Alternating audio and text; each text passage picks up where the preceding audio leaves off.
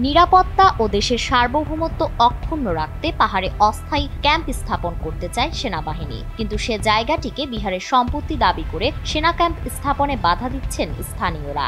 স্থানীয়দের এ কাজে উস্কে দিচ্ছে ভারতের মদতপুষ্ট সশস্ত্র সংগঠন United People's Democratic Front UPDF.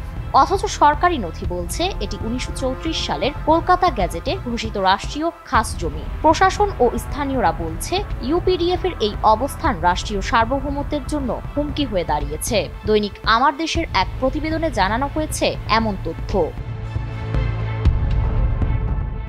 স্থানীয় সূত্র জানায়, পার্বত্য খাগড়াছড়ির বার্মাছড়ি ইউনিয়নের আর্য কল্যাণ বনবিহার এলাকায় অস্থায়ী ক্যাম্প স্থাপনের উদ্যোগ নেওয়া হয়, কিন্তু ইউপিডিএফ এর সমর্থিত একাংশের দাবি জায়গাটি আর্য কল্যাণ বনবিহারের নামে নিবন্ধিত, তাই এখানে সেনা ক্যাম্প স্থাপন করা যাবে না। এ দাবির জেরে এলাকায় উত্তেজনা ছড়িয়ে পড়ে।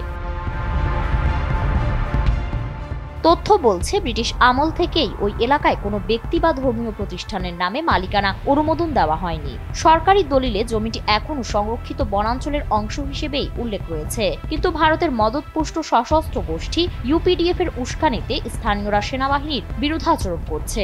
এতে নারী ও শিশুদের সামনে রেখে মানবঢাল তৈরি করছে গোষ্ঠীটি।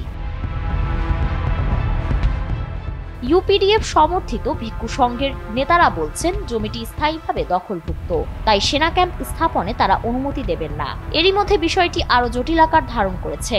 বৌদ্ধ সম্প্রদায়ের একটি অংশ আগামী 29শে অক্টোবর সেখানে মহাসংঘ দান নামে একটি ধর্মীয় অনুষ্ঠান আয়োজনের ঘোষণা দিয়েছে। সামাজিক যোগাযোগ মাধ্যমে প্রচার করা হচ্ছে এই অনুষ্ঠানে প্রধান অতিথি হিসেবে থাকবেন চাকমা রাজা দেবাশিস রায় ও পার্বত্য চট্টগ্রাম বিষয়ক উপদেষ্টা সুপ্রদীপ চাকমা। তবে প্রশাসন বলছে এ ধরনের সফর বা অনুষ্ঠানের কোনো অনুমোদন দেওয়া হয়নি।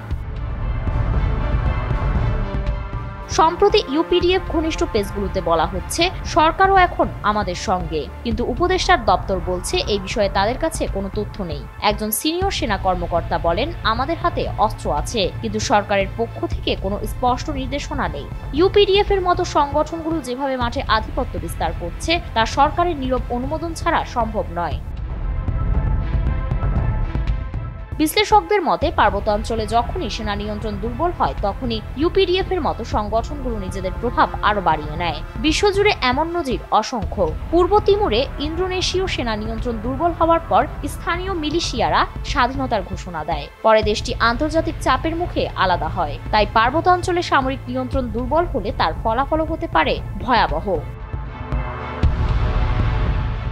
ফারিন রহমান প্রীতি, এনপিবি।